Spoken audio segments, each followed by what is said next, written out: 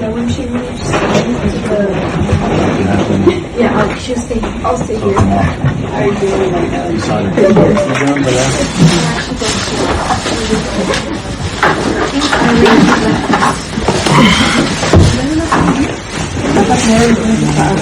So you can ask them already.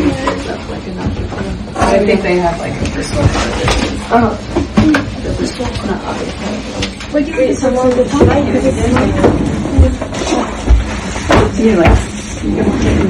Tingnan mo na.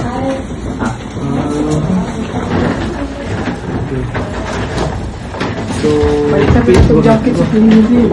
So, yung ito yung makapal. bigyan natin ito eh. Ano ha? Bigyan natin o...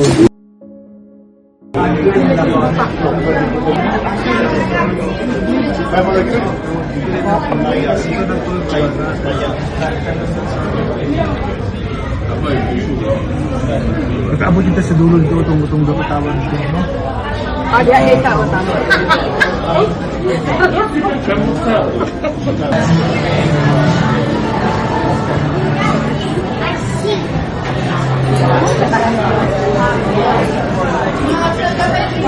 Ito ba itong dito?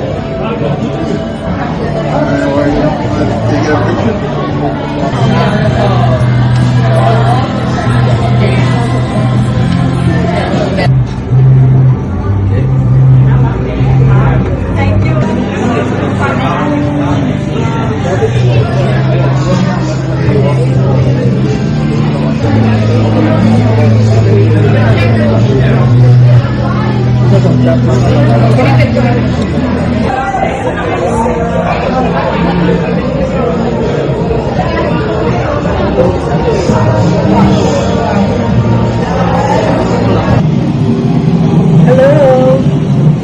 Nice to walk.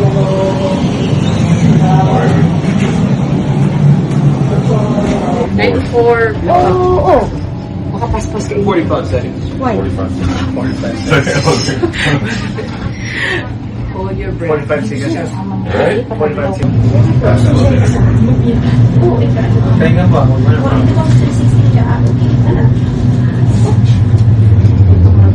Ganun ka lang? Back.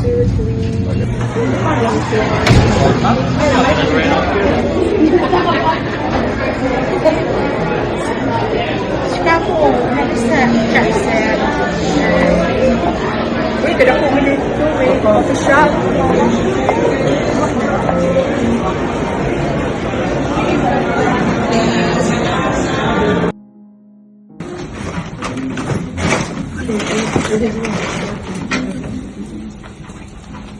Hey, I put like the sleeve on the top shelf and then I set up.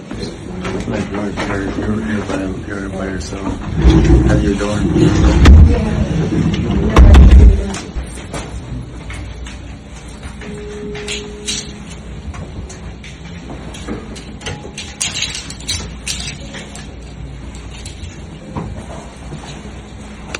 Tingnan mo na.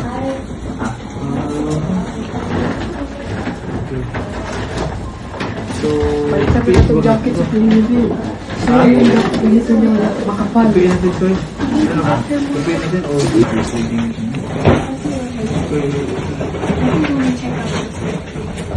Yeah, when she moves to the yeah, she'll stay. I'll stay here. I really like that. I don't see it going all the way. Yeah, it's kind of more sensitive. I don't care if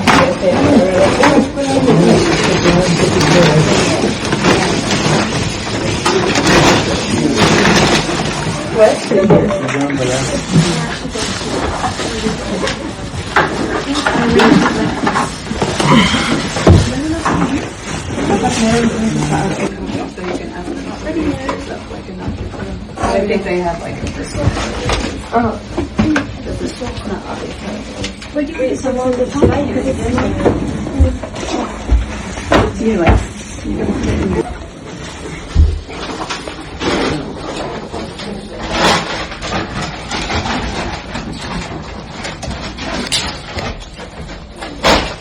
Hindi malapit Malapot ka lang dito.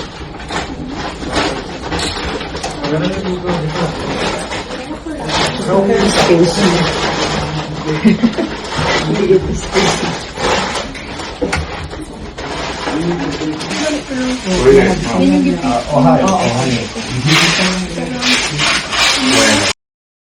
Sa Amerika mga kapupong, kilala si Manny Pacquiao bilang isang alamat ng boxing.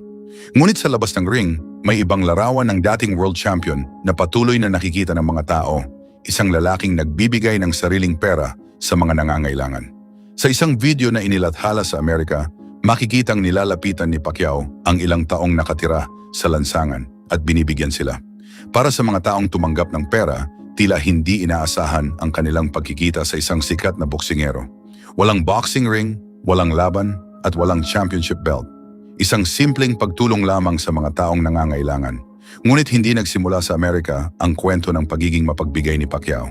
Bago siya naging milyonaryo at isa sa pinakasikat na atleta sa mundo, nakaranas muna siya ng matinding kahirapan sa Pilipinas.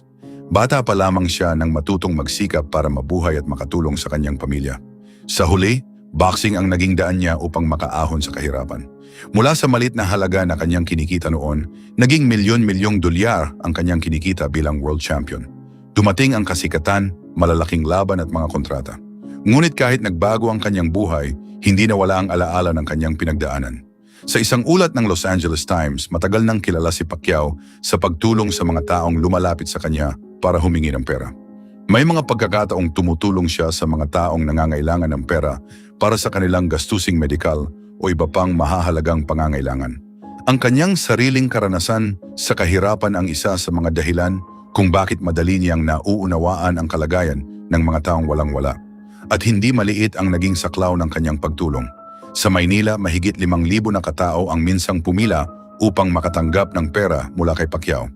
Ayon sa ESPN, bawat isa ay nakatanggap ng tigi 1,000. Para sa isang taong milyonaryo, maaaring maliit lamang ang halaga na ito. Ngunit para sa isang pamilyang kapos sa pagkain, gamot o pang-araw-araw na pangangailangan, malaking tulong ito. Dito makikita ang isang mahalagang bahagi ng kwento ni Pacquiao. Hindi lamang siya nagbibigay kapag may malaking charity event o kapag may camera. May mga pagkakataon ding personal niyang ibinibigay ang pera sa mga taong nangangailangan. At kalaunan lumawak pa ang kanyang pagtulong.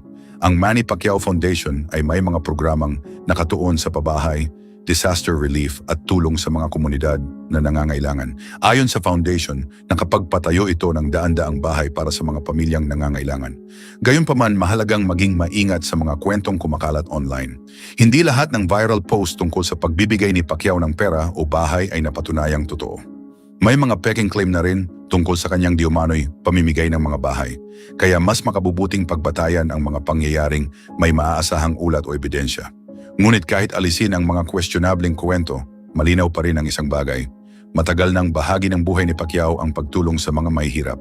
Dahil dito, madalas siyang ikumpara ng ilang boxing fans kay Floyd Mayweather Jr. Pareho silang kabilang sa pinakamalalaking pangalan sa boxing, ngunit magkaiba ang kanilang public image. Si Mayweather ay kilala sa pagpapakita ng kanyang yaman at marangyang pamumuhay, habang si Pacquiao ay madalas iugnay sa kanyang simpleng pinagmulan at pagtulong sa mga nangangailangan. Hindi naman tama na sabihin na mas gusto ng lahat ng Amerikano si Pacquiao dahil mas mapagbigay siya. Walang sapat na ebidensya para sabihin iyon bilang pangkalahatang opinyon ng mga Amerikano. Ngunit hindi maikakaila na ang kanyang pagiging mapagbigay ay naging mahalagang bahagi ng kanyang imahe sa maraming tagahanga.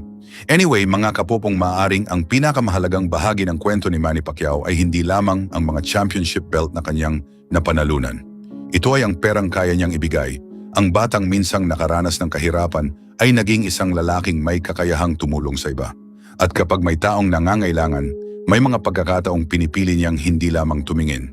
Humihinto siya, lumilingon, at nagbibigay dahil ang tunay na sukatan ng isang kampiyon ay hindi lamang kung gaano karaming laban ang kanyang napanalunan. Minsan, nasusukat din ito sa kung gaano karami ang handa niyang ibahagi sa mga taong nangangailangan.